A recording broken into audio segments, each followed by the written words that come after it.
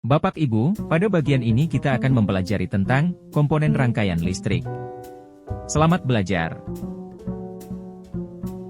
Sifat bahan listrik dipengaruhi oleh struktur atom penyusunnya. Elektron valensi, atau elektron-elektron kulit terluar pada sebuah bahan, akan menentukan karakteristiknya sebagai konduktor, semikonduktor, maupun sebagai isolator. Bahan yang memiliki elektron valensi antara 1 dan 3, merupakan konduktor yang baik. Sedangkan, bahan yang memiliki banyak elektron bebas, sebagai pembawa muatan yang bebas bergerak, dinamakan penghantar. Isolator adalah materi atau bahan yang memiliki sifat fisik dan kimia, yang memungkinkannya untuk menghambat aliran listrik, panas, atau suara. Isolator digunakan untuk memisahkan atau mengisolasi suatu bahan dari elemen lainnya, sehingga menghentikan atau memperlambat transfer energi atau muatan listrik. Konduktor adalah bahan atau materi yang memungkinkan aliran muatan listrik atau panas dengan mudah melalui dirinya. Ini berarti bahwa konduktor memiliki konduktivitas listrik dan konduktivitas panas yang tinggi. Konduktor adalah lawan dari isolator, yang menghambat aliran listrik atau panas. Contoh bahan yang umum digunakan sebagai konduktor listrik meliputi tembaga, aluminium, perak, dan emas. Daya hantar listrik, juga dikenal sebagai konduktivitas listrik, adalah ukuran kemampuan suatu bahan untuk menghantarkan arus listrik. Daya hantar listrik dinyatakan dalam satuan Siemens per meter. Rumus ini menunjukkan bahwa konduktivitas adalah kebalikan dari hambatan. Semakin tinggi hambatan suatu bahan, semakin rendah konduktivitasnya, dan sebaliknya. Ini adalah hubungan dasar antara konduktivitas dan hambatan dalam konteks listrik.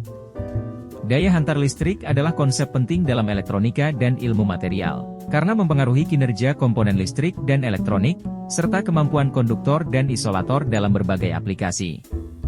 Semakin tinggi daya hantar listrik suatu bahan, semakin baik bahan tersebut sebagai konduktor listrik. Berikut adalah beberapa contoh besaran hambatan jenis pada beberapa bahan. Semakin besar hambatan jenis, semakin rendah daya hantar listriknya. Pergerakan elektron dalam penghantar, kawat, sangat berliku-liku di antara berjuta-juta atom. Dalam perjalanan elektron, sering terjadi hambatan, disebabkan bertabrakan satu dengan yang lainnya maupun bertabrakan dengan atom yang akan dilewatinya. Rintangan karena tabrakan yang terdapat di dalam penghantar ini disebut hambatan atau tahanan pada suatu penghantar. Satuan hambatan pada penghantar adalah ohm, yang diberi simbol omega. Tahanan listrik atau resistor. Gerakan pembawa muatan dengan arah tertentu, di bagian dalam suatu penghantar, terhambat oleh terjadinya tumbukan dengan atom-atom atau ion-ion atom yang memiliki elektron valensi tinggi dari bahan penghantar tersebut. Perlawanan penghantar, terhadap pelepasan elektron valensi inilah disebut sebagai tahanan. Resistor dibuat dalam berbagai bentuk dan ukuran tergantung pada aplikasinya.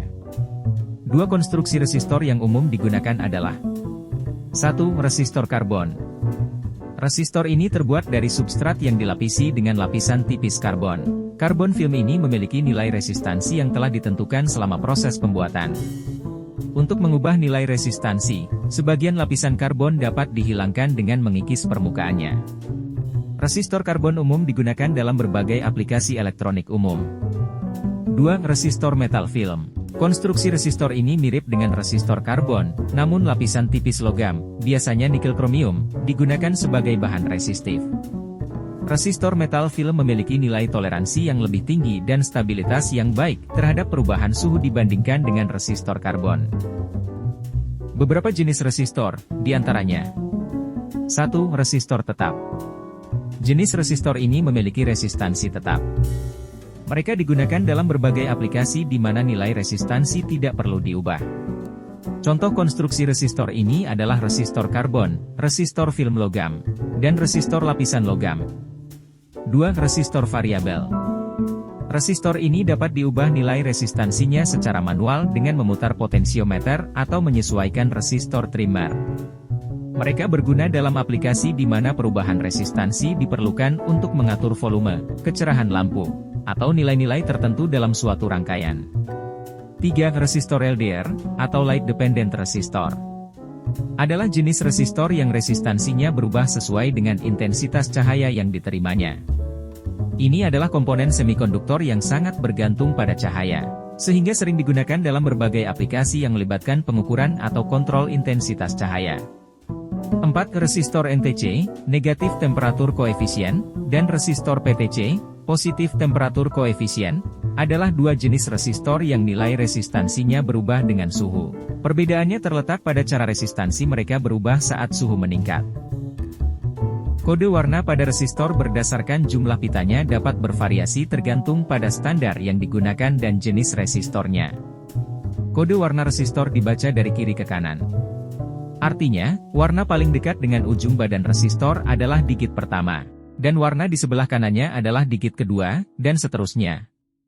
Pada umumnya, resistor memiliki 4 pita warna yang memberikan informasi tentang nilai resistansi dan toleransi.